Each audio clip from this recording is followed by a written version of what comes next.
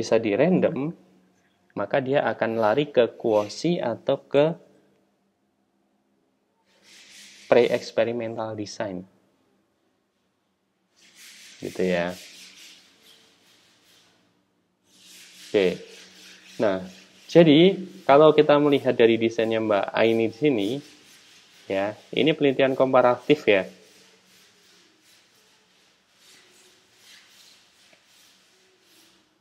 Komparatif itu seperti apa Pak? Komparasi, perbandingan.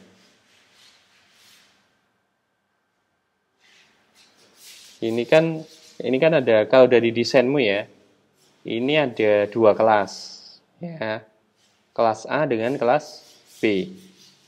Oke, kelas Itu gitu apa Pak? Maksudnya saya kelas A dan B itu kelas kontrol dan kelas eksperimen itu Pak. Nah, kelas kontrol dan eksperimen. Nah ya, jadi komparasi kan, dibandingkan ya.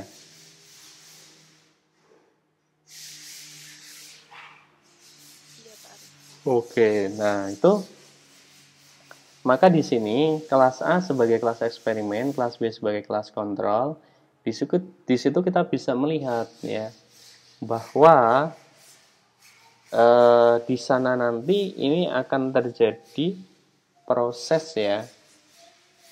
Ini masuk ke dalam pre-experimental design ya. Betul ya, maksudnya ke sana ya.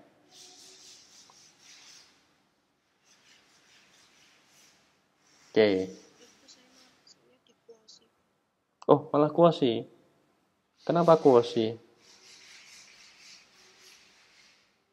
Saya mikirnya itu kan saya meneliti tentang peningkatan kemampuan berpikir kreatif itu Pak. Jadi dilakukan secara berulang-ulang itu. Makanya kemarin sempat bingung di bab 3 itu karena belum bimbingan juga Pak. Dan dosen bimbing. Jadi masih bingung di bab 3-nya itu mau gimana. Oke. Kalau quosi, salah satu karakteristik quosi apa?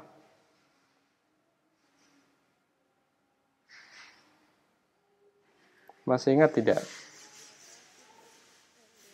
Tidak random. Terus? Tadi Mbak ini menyampaikan ada satu kata kunci yang namanya berulang ya. Yang berulang itu apanya? Itu Pak, pretest post-testnya. Nah, padahal pretest dan posttest disimbolkan dengan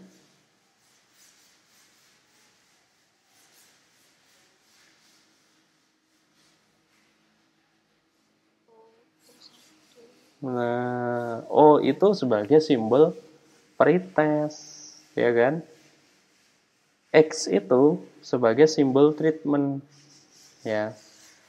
O itu simbol pretest posttest. Nah, tergantung dia penomorannya ya. Jadi, untuk desain yang diambil, ya, untuk desain yang diambil Mbak A ini belum masuk ke dalam quosi, gitu.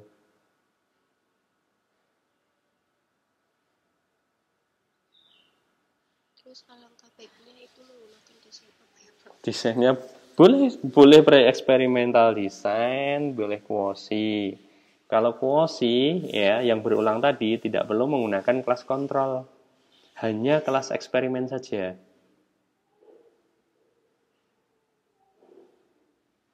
Gitu.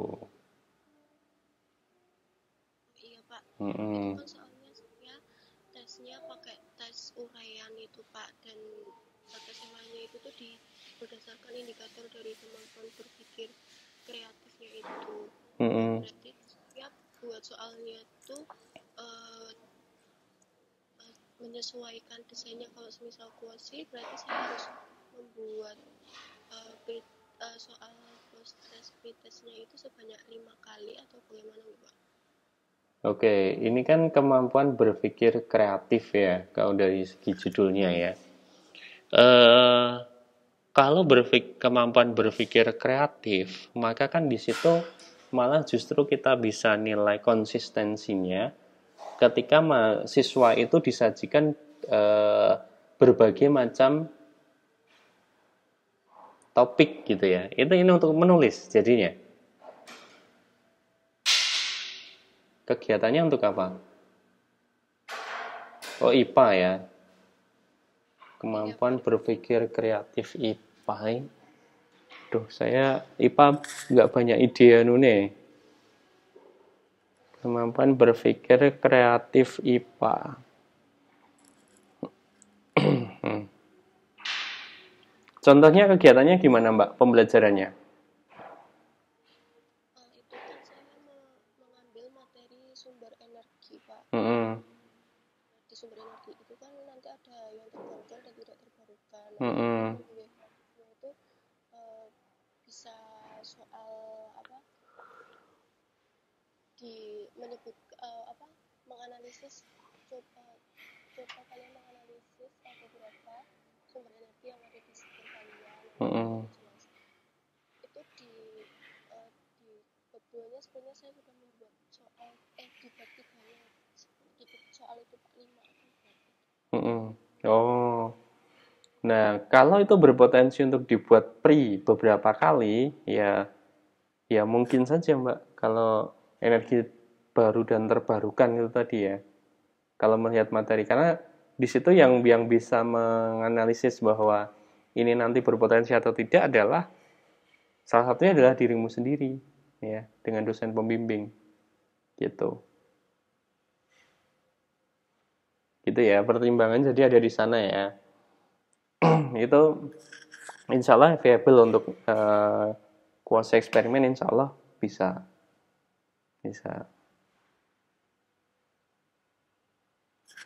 Oke, lanjut ya. Gimana? Berarti itu lebih ke kuosi aja ya Pak? Kalau tadi, saya kembalinya ke cita-citanya Mbak ini tadi. Kalau Mbak ini cita-citanya memang apa? Akan masuk ke kuasa eksperimen, boleh. Tapi kalau memang mau masuknya ke desainnya adalah bukan yang kuasi, nah maka nanti tinggal di switch aja ke desain pre-eksperimental desainnya saja. Yang model komparatif atau mungkin ada model yang lain. Oh iya Pak. Itu ya. Kemudian saya coba turun ke bawah lagi kaitannya dengan identifikasi variabel sudah, definisi operasional, subjek penelitian, populasi, sampel, teknik, bukan teknik sampel ya, tapi teknik sampling ya. Nah, ini apalagi ini menggunakan sampling jenuh ya kan. Kalau sampling jenuh ya pre-eksperimen atau itu tadi. Metode pengumpulan data. Nah, metode pengumpulan data ini nanti kan akan menggunakan soal ya. 8 soal, bentuknya apa Mbak? Uraian. Iya, uraian. Nah, tambahkan aja bentuk uraian tentang materi itu tadi.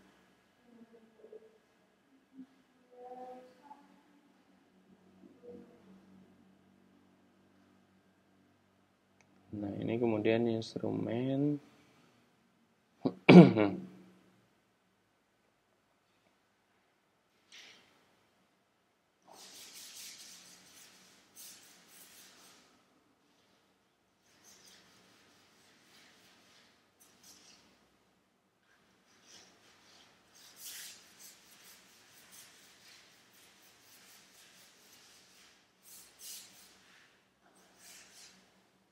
Oke, sudah sampai ke diturunkan ke soalnya ya.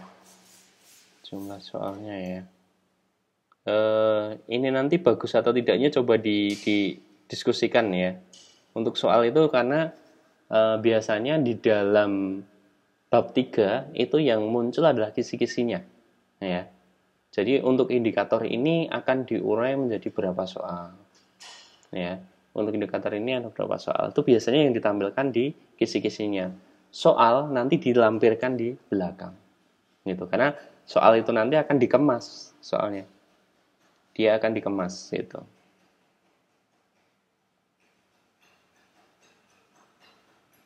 Instrumennya ya. Kisi-kisi. Nah, hindari menulis kayak gini ya di dalam proposal ya, format dan sebagainya ya. Jadi ini identitas dan sebagainya ini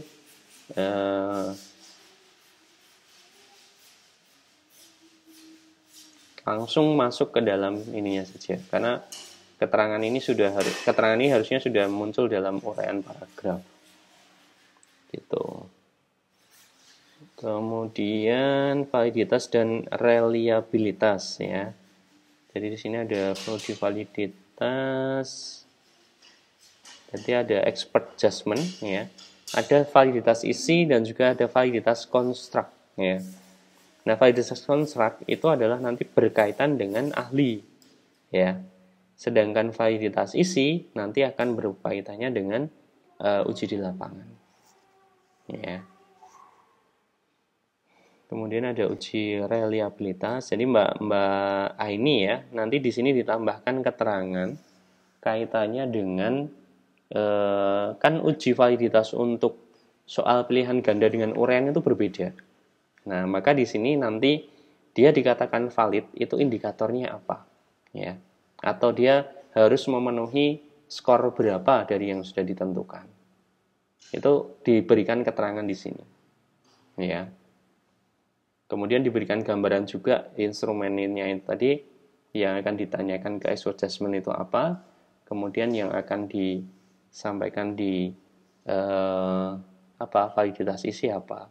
Nah, kayak gini. Kalau mengujinya pakai SPSS ya, nanti harus mencapai taraf signifikansinya berapa. Itu harus dijelaskan. Reliabilitas ya. Reliabilitas kayak gitu. Nah, teman-teman, Mbak ini mau ngitungnya manual atau menggunakan SPSS? Nah itu Pak, kemarin kan saya coba cari-cari di jurnal yang relevan dengan itu toh. Itu tuh nilainya ada yang menggunakan SPSS dan ada yang menggunakan Excel itu. Jadinya saya membaca dari kedua jurnal itu tuh sama-sama bisa Pak, tapi jadinya saya tuh masih bingung mau menggunakan. Nah, kalau saran Pak Arief, karena kita sudah keduanya, oke. Kalau manual nanti ya kita sudah ada alatnya gitu kan, dan alatnya juga sudah bisa di-download bebas gitu ya. Nah, maka di situ Pak Arief sangat menyarankan Mbak ini menggunakannya adalah aplikasi tetap gitu. Nah, mau aplikasi menggunakan SPSS atau menggunakan Excel, keduanya kan sudah tidak memerlukan rumus ya. Jadi Excel dan juga SPSS itu nanti keluaran datanya itu kan berupa data taraf signifikansi namanya. Nah, maka di situ nanti Mbak ini cukup menampilkan ini yang bawah ini saja. Jadi R hitungnya itu harus berapa, atau mungkin kalau dalam Excel kan dia munculnya signifikansi ya. Harus signifikansi berapa. Gitu. Ya. Itu yang harus dibuat gitu. Kemudian tingkat kesukaran dan daya pembeda. Daya beda itu saya nggak tahu ya, untuk uraian itu ada tidak ya. Setahu saya daya beda itu muncul untuk soal-soal yang sifatnya dia multiple choice ya. Nah, maka ini nanti bisa menjadikan opsi untuk ada dan tidaknya. Ya. Kemudian di sini prosedur penelitian ya, sebenarnya sudah sesuai. Ini dibuat tabel ya. Nah, tetapi sebenarnya yang diminta di sini ya. Nah, ini ada random sampling. Iya kan? Ini kan tidak melakukan random sampling. Iya kan? Nah, ini uraiannya jadi belum ya. Atau mungkin belum diedit sama Mbak Ni. Nah, maka nanti tidak ada proses. Kalau kita tidak menggunakan random sampling, maka tidak perlu dijelaskan dalam prosedur penelitian.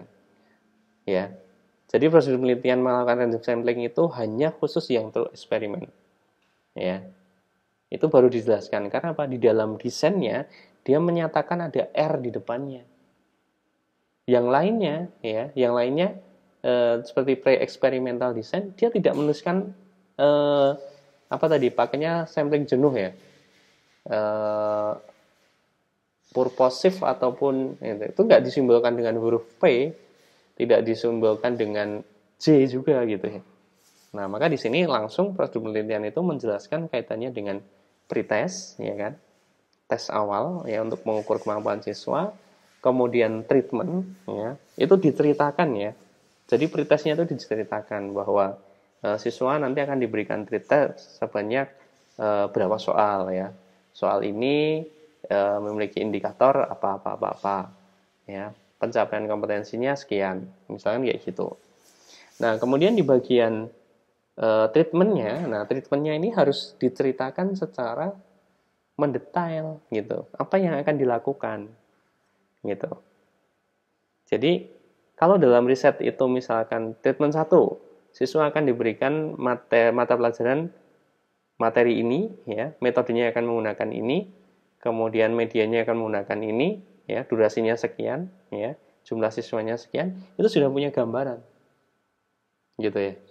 Sudah punya gambaran. Jadi rentang waktunya tidak usah terpaku ya. Tetapi yang jelas adalah pada saat pelaksanaan treatment itu teman-teman akan menyajikan apa? Itu. Ya, karena di sana kan pasti sudah ada RPP-nya gitu. Sudah ada RPP yang disiapkan. Ya. Nah, maka dari situ ini diuraikan ya dari treatment 1 sampai treatment berapa terserah ya. Tapi Pak Arif kalau menstandarkan biasanya standarnya adalah 3 kali treatment ya. Nah, baru kita menceritakan kaitannya dengan post test. Ya. Post test yang diceritakan hampir sama dengan waktu pretest ya. Tapi kan kita mungkin bisa di sana memodifikasi dari sisi soalnya atau mungkin dari apa ya. Yang jelas pretest itu kan pretest post test itu kan serupa tapi tak sama. Ya. Kalau misalkan di pretestnya dia menggunakan pembelajaran yang apa ya? Istilahnya adalah pretestnya dia meminta membuat tulisan tentang daun ya. Maka nanti mungkin di berikutnya di post testnya dia akan diminta untuk menceritakan kaitannya dengan ranting misalnya. Nah, seperti itu. Gitu ya Mbak ya. Jadi ini tabelnya dihapus saja, dibuat uraian. Ya, jadi dibuat narasi. Gitu. Oke Pak, berarti yang prosedur dan treatmentnya juga nggak usah ditabel Pak? Nggak usah, iya. Cukup nanti bagian treatment 1 gitu ya. Treatment 1 ditebali aja nggak apa-apa, koma ya. Dalam kegiatan ini akan dilakukan apa kayak gitu nggak masalah. Ya. Biar pembaca itu langsung bisa fokus. Oh, ini treatment 1, treatment 2, treatment 3 kayak gitu. Jadi langsung fokus. Tek tek tek kayak gitu. Gitu ya. Nah, bagian teknik analisis data ya, ini dulu pernah Pak Arief sampaikan juga ya, bahwa teknik analisis data ini, nah ini udah bagus. Hanya ada uji hipotesis. Alasannya apa Mbak Eni? Alasannya kenapa ini hanya menggunakan uji hipotesis saja? Biasanya teman-teman kan muncul uji prasyarat, uji normalitas gitu. Karena saya tidak melakukan random. Oke. Ada jawaban yang lebih tepat mungkin?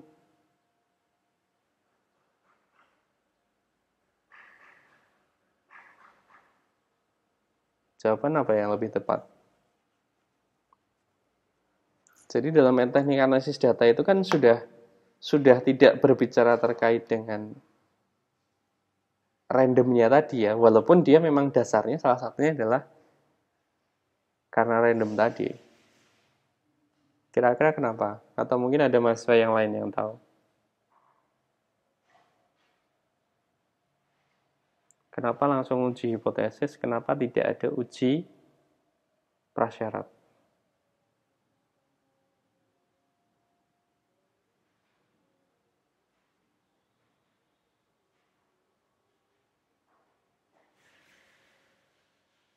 Nggak ada yang ingat? Oke, kayaknya sudah banyak yang lupa ya. Oke, jadi teman-teman, kita kemarin sudah membahas ada dua tipe analisis data, atau digolongkan menjadi dua ya. Yang pertama adalah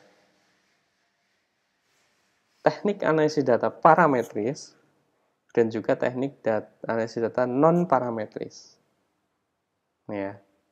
Nah, parametris itu hanya digunakan, memang dia hanya digunakan untuk data-data yang sifatnya random memang.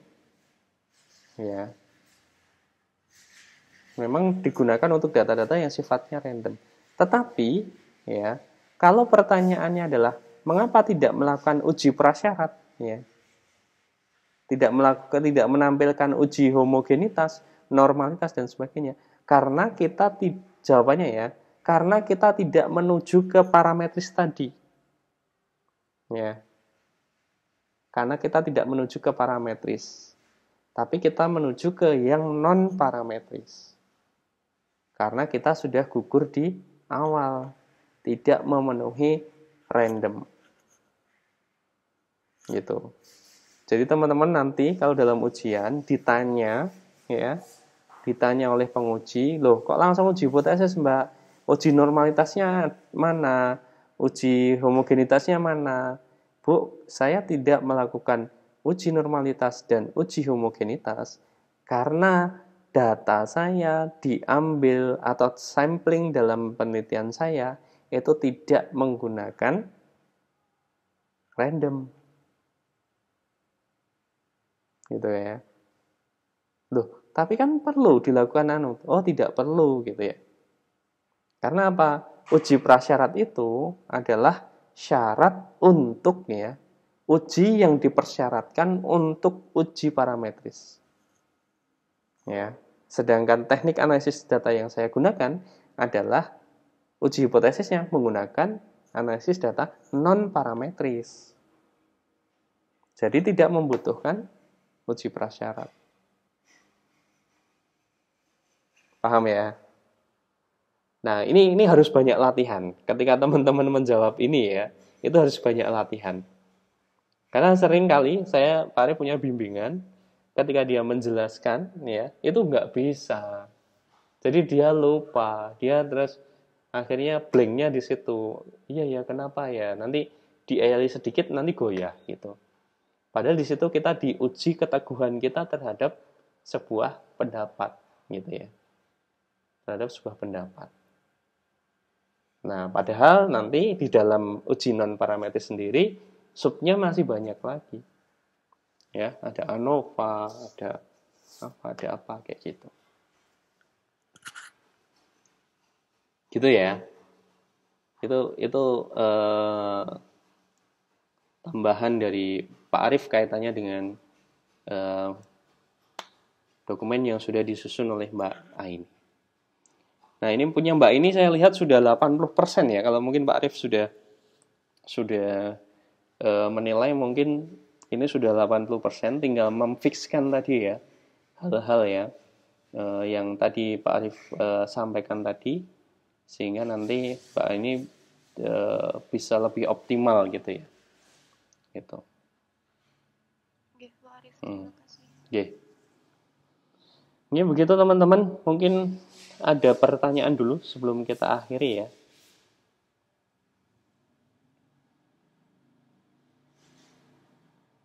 Belum ada ya. Oh ya, silakan Mbak Ritrin. Jadi Pak, saya kan penelitiannya kualitatif. Nah, saya kan baru sampai bab 2 yang mengenai kajian pustaka. Nah, untuk lanjut ke kerangka berpikir saya bingung Pak. Karena di kerangka berpikir itu kalau yang penelitian kualitatif itu gimana gitu. Terus yang saya bingung juga yang nomor 2 itu tentang di latar belakang. Di latar belakang ada kondisi lapangan juga sama solusi. Nah, kalau penelitian kualitatif kan penelitiannya kan induktif ya Pak, hasilnya tuh tidak bisa dibagi. Apakah harus ada kondisi solusi gitu ya Pak kalau di penelitian kualitatif? Kemarin saya sudah pernah saya tayangkan di kelas di revisi sama Pak Arif, Hmm. cuma belum saya revisi gitu loh Pak, karena saya masih bingung sih. Betul, oke. Nanti akan sedikit berbeda ceritanya ya untuk penelitian kualitatif. Karena penelitian kualitatif itu ya, benar ya disampaikan Mbak Titrin tadi, jadi dia sifatnya adalah induktif ya. Jadi nanti hasilnya itu ada di belakang gitu ya. Tetapi Mbak Titrin, penelitian kualitatif itu juga harus memiliki diagnosa gitu. Harus memiliki diagnosa kaitannya dengan konsep berpikir bahwa kita kan sebenarnya kan kalau dalam penelitian kualitatif itu lebih cita-citanya adalah kita ingin mengungkap suatu fenomena ya, mengungkap suatu fenomena dengan cara yang ilmiah ya, dengan cara yang ilmiah. Maka proses pengungkapan itu tadi itu kan membutuhkan prosedur yang tentunya akan berbeda jauh ya dari penelitian kuantitatif gitu. Makanya nanti minggu depan sebenarnya kita perlu mereview untuk beberapa proposal yang kaitannya dengan kualitatif ya, agar nanti teman-teman yang kualitatif juga tidak bimbang ya. Tetapi teman-teman yang penelitiannya kualitatif juga jangan lupa menyimak penelitian kuantitatifnya gitu. Karena dua-duanya itu nanti suatu saat bisa jadi kalian besok ya akan ketemu dengan metode penelitian mixed method ya. Nah, maka sementara ini mungkin Mbak Titrin ditabung dulu aja ya pertanyaan-pertanyaan itu ya. Nanti kita akan standarkan ya. Nanti kita akan gali di pertemuan yang berikutnya. Ya. Di sini kayaknya ada Mbak Julia juga ya kayaknya ya. Yang kualitatif ya. Mbak Julia, Mbak Titrin, ada lagi mungkin yang lain? Belum ya, kayaknya baru dua itu. Tetapi penelitian kualitatif itu menarik ya, menarik karena yang luar biasa adalah proses pengambilan datanya malahan. Ya. Dan juga penafsiran datanya itu yang luar biasa. Makanya nanti Mbak Julia dan Mbak Titrin diperkuat saja teorinya, nanti kita akan banyak diskusi di sana ya. Pak Arif juga akan berbicara dari sisi apa yang sudah Pak Arif alami ya, dan juga dari pengalaman-pengalaman yang ada selama Pak Arif membimbing ya kaitannya dengan penelitian kualitatif. Karena seringkali sebenarnya Pak Arif kalau menguji penelitian kualitatif itu seringkali masih saya temukan apa yang diinginkan dengan apa yang ditemukan itu masih kontras gitu ya. Jadi masih belum sesuai lah gitu. Nah, makanya semoga nanti mulai dari angkatan teman-teman semua ini nanti hasilnya bisa sesuai dengan harapannya. Karena itu mengungkap fenomena itu luar biasa gitu. Gitu ya, sementara ya. Mungkin ditahan dulu aja ya. Oke. Oke.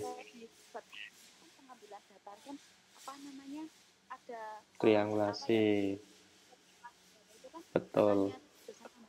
ada itu ada kalau sudah punya instrumennya harus diasesikan dulu di kampus, apakah itu benar gitu Pak? Jadi saya belum menguji, belum pernah wawancara, belum pernah itu karena belum mudeng itu maksudnya itu. Oh, beda ya. Wawancara di dalam penulisan latar belakang dengan wawancara yang dimaksudkan dalam instrumen bab 3 itu berbeda. Gitu.